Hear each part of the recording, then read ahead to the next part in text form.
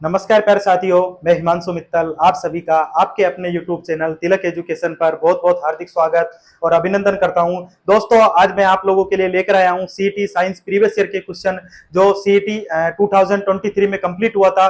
उसमें जो साइंस के क्वेश्चन पूछे गए थे वो मैं आज आप लोगों के लिए लेकर आया हूं। तो आज हम साइंस के प्रीवियस ईयर के क्वेश्चन देखेंगे कि साइंस में किस प्रकार के क्वेश्चन पूछे गए हैं और हमने जो पढ़ा है उससे संबंधित जो क्वेश्चन पूछे गए हैं उनमें हमने कितने लेवल तक पढ़ा है और हमने जो पढ़ा है वो एग्जाम में पूछा जा रहा है या नहीं पूछा जा रहा। तो आज हम देखने वाले हैं सीईटी साइंस प्रीवियस ईयर के क्वेश्चन।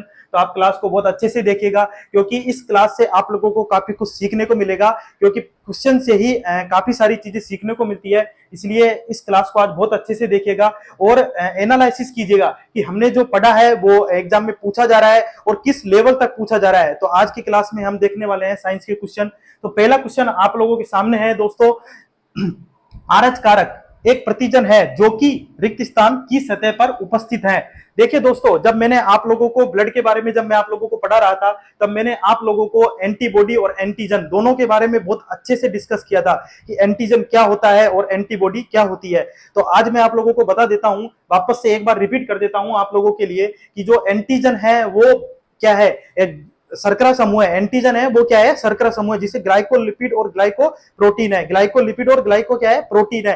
जो मैंने आप लोगों को जब पढ़ाया था तब मैंने आप लोगों को बहुत अच्छे से इस चीज को समझाया था कि एंटीजन क्या होते हैं और एंटीबॉडी क्या होती है, दोनों में क्या डिफरेंस होते हैं और किस प्रकार हमारे ब्लड में डोनेट करने के लिए और ब्लड लेने के लिए, ठीक है, दोनों में किस प्रकार से ये एक महत्वपूर्ण भूमिका अदा करते हैं। तो ये मैंने आप लोगों को बहुत अच्छे से बताया था। तो एंटीजन क्या होते हैं, देखिए जब हमारे जो आरबीसी होती है, क्या होती है, हमारी आरबीसी होती है। तो आरबीसी के ऊपर, जैसे ये आरबीसी है, ठीक है, तो आरबीसी के ऊपर क्या है, यदि कोई शर्करा समूह है, आरबीसी के ऊपर क्या है, शर्करा समूह है, उसे ही क्या बोला जाएगा, एंटीजन बोला जाएगा। क्या बोला जाएगा, एंटीजन बोला जाएगा। ठीक है, और ये किसके ऊपर उपस्थित होते हैं, रेड ब्लड सेल के ऊपर उपस्थित होते हैं। तो आप लोगों का आंसर मिल गया होगा आप लोगों को कि आपका आंसर कौन सा है, ए, लाल रुधिर कण, जिसे बोला जाता है रेड ब्लड सेल, आरबीसी। ठीक है, इसका नाम क्या है, आरबीसी। तो आरएच फैक्टर जो एक एंटीजन है जो किसकी सतह पर उपस्थित होता है, किसकी सतह पर उपस्थित होता है, रेड ब्लड सेल की सतह पर उपस्थित होता है। इसलिए साथियों मैं आप लोगों से बोलता हूं कि आप कोई भी चीज को यदि पढ़ रहे हैं तो उसको एक लेवल अप तक पढ़िए, क्योंकि एग्जाम में क्वेश्चन एक लेवल अप से ही आने वाले हैं। नेक्स्ट सीईटी भी बहुत जल्द आप लोगों के सामने आने वाला है और जब सीईटी होगा तब मैं आप लोगों के सामने जो क्वेश्चन है वो आप लोगों के लिए लेकर आऊंगा और मैं आपको बताऊंगा कि हमने जो भी पढ़ा है वो किस तरीके से पढ़ा है और उससे संबंधित कितने क्वेश्चन एग्जाम में पूछे गए हैं। दूसरा क्वेश्चन देखिए दोस्तों, कौन सा रक्त समूह सार्वभौमिक दाता होता है, कौन सा रक्त समूह सार्वभौमिक दाता होता है। अब देखिए जब आप खुद से पढ़ते हैं तब आप लोगों को ये तो पता चल ही जाता है कि जो ओ होता है वो क्या होता है, सार्वभौमिक दाता होता है। यूनिवर्सल क्या होता है, दाता, डोनर होता है, यूनिवर्सल डोनर होता है। ठीक है, तो ये चीज आप लोगों को जब आप पढ़ते हैं तो पता चल जाती है। लेकिन देखिए यहाँ कुछ ऑप्शन अलग ही हैं, इसलिए जब भी आप एग्जाम में जाएंगे तो फिर आप वहां पे कंफ्यूज हो जाएंगे, क्योंकि ऑप्शन तो ओ तो दो बार है, वो दो बार है, फिर आप लोगों को लगता है कि ये तो क्वेश्चन ही गलत आ गया। ठीक है, तो ध्यान रखिएगा, इसका मैंने आप लोगों को जब पढ़ाया था तब मैंने आप लोगों को बहुत अच्छे से लिखवाया था कि सार्वभौमिक जो डोनर में यदि आएगा, ठीक है, सार्वभौमिक दाता समूह आएगा तो आपको यदि O प्लस और O नेगेटिव में से चूज करना है तो आपको क्या करना है, O नेगेटिव को चूज करना है, क्योंकि सार्वभौमिक दाता की यदि बात की जाए और यदि ऑप्शन में आपके पास O प्लस और O नेगेटिव हो तो आप लोगों को दोनों में से O नेगेटिव वाले ऑप्शन को ही चूज करना है। तो इसका मैंने आप लोगों को जब हम यूनिवर्सल डोनर और यूनिवर्सल रिसिपिएंट की जब हम बात कर रहे थे तब मैंने आप लोगों को बताया था, और ये नेगेटिव क्यों आता है ये भी मैंने आप लोगों को बताया था कि ये नेगेटिव क्यों आता है। तो इस चीज का विशेष ध्यान रखिएगा, तब आप लोगों को बहुत अच्छे से ये चीजें समझ में आ रही होगी कि हमने जो पढ़ा है वो किस हद तक पढ़ा है और उसको किस हद तक आपको पढ़ने की जरूरत है। नेक्स्ट क्वेश्चन देखिए दोस्तों, दूध प्रोटीन के पाचन के लिए दिए गए एंजाइमों में से कौन सा एंजाइम जिम्मेदार है। दोस्तों ये चीज भी मैंने आप लोगों के साथ बहुत अच्छे से डिस्कस की थी जब मैं आप लोगों को डाइजेस्टिव सिस्टम पढ़ा रहा था, और डाइजेस्टिव सिस्टम में हम जब आमाशय के बारे में पढ़ रहे थे तब मैंने आप लोगों को एक नोट लिखवाया था कि जो दूध प्रोटीन होती है केसिन, जिसके अंदर कौन सी प्रोटीन होती है, केसिन प्रोटीन होती है, उसका पाचन रेनिन के द्वारा किया जाता है। और ये किसमें पाया जाता है, मोस्टली बच्चों में पाया जाता है। किसमें पाया जाता है, बच्चों में पाया जाता है। तो ये चीज ध्यान रखिएगा। ट्रिप्सिन के बारे में बताया था मैंने आपको, किसका पाचन करती है, प्रोटीन का, लेकिन दूध प्रोटीन का पाचन की बात कर रहा है यहाँ पे। दूध प्रोटीन कौन सी होती है, केसिन होती है। अब आपसे देखिए अभी तो आपका आंसर क्या हो गया, रेनिन हो गया, लेकिन दोस्तों अब आपसे नेक्स्ट क्वेश्चन ये भी तो पूछा जा सकता है कि दूध प्रोटीन कौन सी होती है, निम्न में से दूध प्रोटीन कौन सी है जिसको पचाने के लिए रेनिन एंजाइम उत्तरदायी है। तो ये क्वेश्चन यदि आपसे पूछा जाए तो फिर आप लोगों को आंसर किस पे टिक करना है, केसिन प्रोटीन पे टिक करना है, केसिन। ठीक है, केसिन प्रोटीन पर आपको क्या करना है, आंसर टिक करना है। ठीक है, तो ये चीज ध्यान रखिएगा कि कौन सी प्रोटीन जिम्मेदार है, केसिन प्रोटीन उस चीज के लिए क्या है, जिम्मेदार है।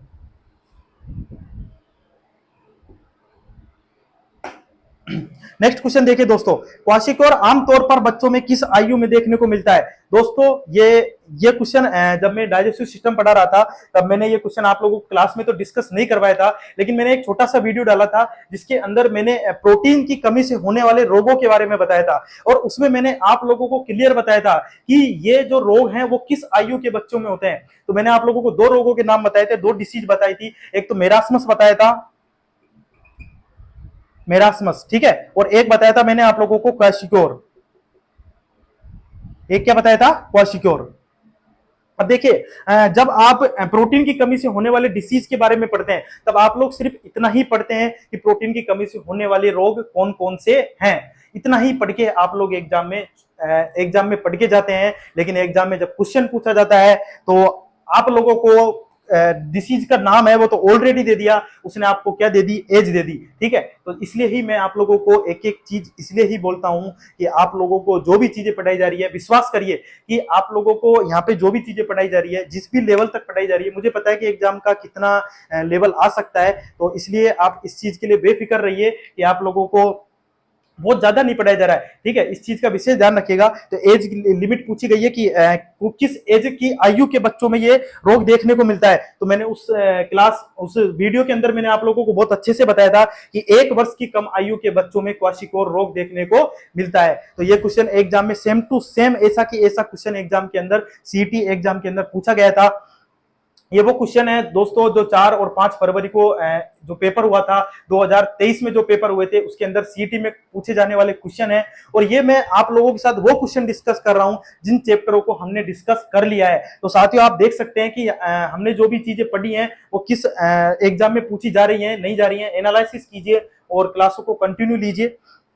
1 वर्ष से कम आयु के बच्चे में होता है मेरास्मस, ध्यान रखिएगा, मैंने आपको बता दिया है, वैसे तो आप जाकर एक बार वापस से वीडियो देखिए क्योंकि उसमें मैंने आप लोगों को सिम्टम्स भी बताए हैं कि इसके सिम्टम्स क्या हो सकते हैं। तो यदि एग्जाम में सिम्टम्स भी पूछे जा सकते हैं दोस्तों, तो मेरास्मस है वो 1 से 5 वर्ष की आयु के बच्चों में होता है। मेरास्मस किसमें होता है, 1 से 5 वर्ष की आयु के बच्चे में होता है। और क्वाशिक्योर जो रोग है वो 1 वर्ष से कम आयु के बच्चों में कौन सा रोग होता है, क्वाशिक्योर रोग होता है।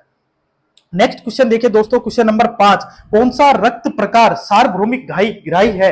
अब की बार आपसे रिसिपिएंट की पूछा है कि जो सबका रक्त ले सके ऐसा कौन सा है।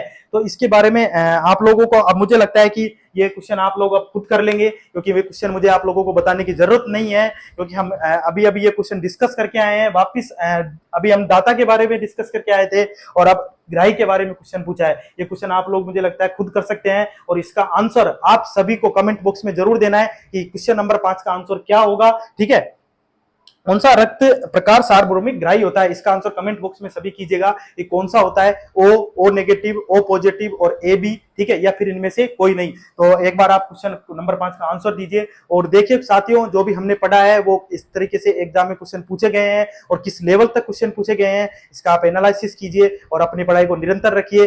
जो सीईटी का जो एग्जाम है वो भी बहुत जल्द होने वाला है, उसका नोटिफिकेशन नेक्स्ट मंथ में जारी होने की पूरी संभावना है। और एलडीसी का एग्जाम है वो आरएसएसबी बोर्ड है, उसने जो अगस्त जो मंथ है उसमें निश्चित किया ही है कि अगस्त में एग्जाम होगा। तो अपनी पढ़ाई को निरंतर रखिए, काफी कम समय है, और अपनी तैयारी को जारी रखिए। और जो भी चीजें हम डिस्कस कर रहे हैं उसको बहुत अच्छे से देख के जाइएगा, क्योंकि जिस दिन भी एग्जाम होगा उस दिन मैं आप लोगों के सामने जो भी हमने पढ़ा है उससे संबंधित मैं क्वेश्चन आप लोगों के लिए लेकर आऊंगा, और फिर आप लोगों को बताऊंगा कि हमने जो पढ़ा है वो किस लेवल तक एग्जाम में क्वेश्चन पूछे गए हैं और हमने जो पढ़ा है वो किस हद तक पेपर में क्वेश्चन मिले हैं। इस चीज को बिल्कुल अच्छे से देखिएगा।